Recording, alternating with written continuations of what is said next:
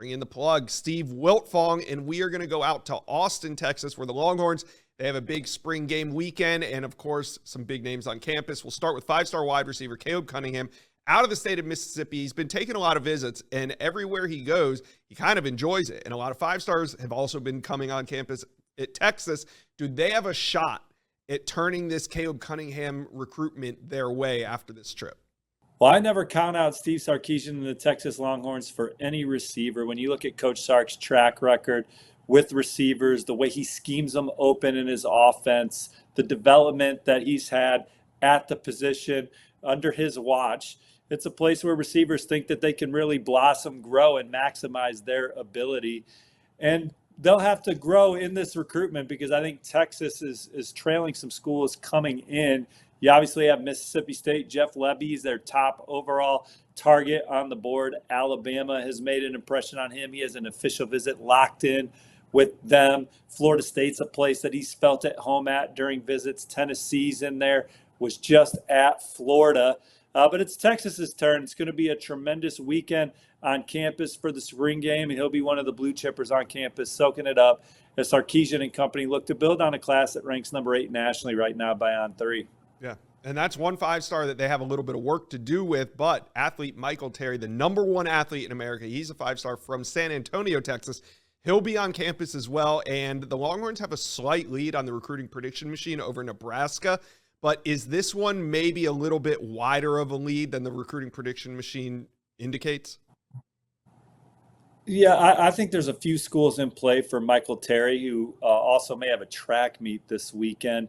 But you have Texas in there. You have Texas A&M, where he'll take an official visit in June. Oregon is a front runner here. And then Nebraska, where he'll be next weekend on an official visit. Michael Terry's one of the more interesting prospects in the Lone Star State. Enjoy talking to Charles Power and Cody Belair about him, whether you like him at running back or H-back, tight end, receiver type, or a difference maker on defense. He's a guy that's coveted by many of the programs in the region, and the Longhorns are one of the schools that he's looking hardest at.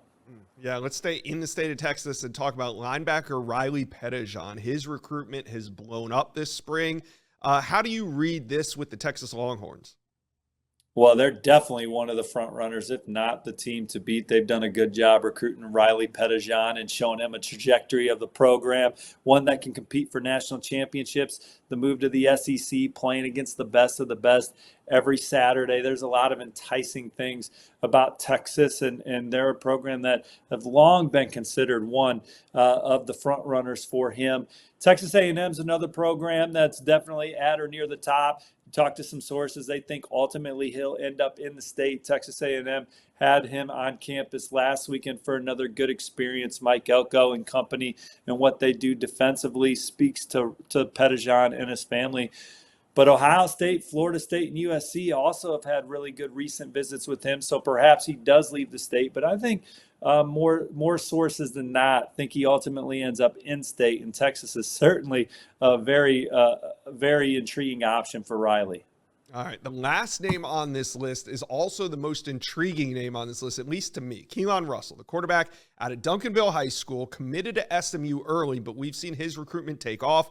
Florida Gators are heavily involved here. And this weekend, Texas is bringing him in on a visit. And it's interesting to me because they already have KJ Lacey committed. So do you view Keon Russell as an addition to a KJ Lacey, or is Texas kind of hedging their bets with KJ Lacey also maybe looking around? And certainly SMU's doing everything they can to keep Keon Russell in the fold. The thing I like about Keon Russell, Josh, is I know for a fact that he's telling coaches he doesn't care if there's one quarterback in the class already or what. He's a competitor. He believes in himself, and if that's a school he wants to go to, it's not going to bother him if he's part of a 1 or 2 quarterback class. And so Texas already has KJ Lacey in the fold. He's going to be back on campus this weekend as well. So it'll be interesting to see what develops as Texas keeps him warm right now. What's your gut say on Keon Russell? Does he end up signing with SMU, or do you see him going elsewhere? Well, it's too early to say that he's going to flip, but obviously he is dotting I's, crossing T's, going out to see schools, continuing to build reports and relationships with other programs, and taking trips. So if I'm SMU, I'm a little nervous about that. But time will tell. Yeah, hey, he's a coveted quarterback right now. All right, before we get done with this Texas segment, I want to ask you about running back James Simon. His RPM shows LSU, but I feel like he's more so trending to Texas because LSU just landed TJ Lindsey, kind of took that second running back spot at LSU. They also have Harlan Berry. So are you considering a recruiting prediction machine pick of Simon to Texas? How close are you on that? Well, I talked to James Simon's dad, John, earlier this morning, and they're very excited to get out to Texas to experience that spring game atmosphere. They love the head coach and what he's done, Coach Sarkisian, and then Tashard Choice, the way he's developed running backs and the amount of time he's poured into the relationship. They are very excited about Texas right now, and they should definitely be considered one of the front runners. And this could be his last visit too. He just visited Notre Dame, also made the rounds, went by A&M, went by Alabama in the spring, and also went by LSU. So he may not need to take official visits before deciding. They're going to talk about that after this Texas trip, but an opportunity to play early is there at Texas. That's one of the important factors, a clear vision of how they use their running backs. Well, the family's very comfortable with how Texas schemes their running backs and plays them. And then certainly what Tashard Choice has done recently in the NFL draft. So regarding LSU, they have the two running backs committed, as you said, but they're still recruiting James Simon heavily.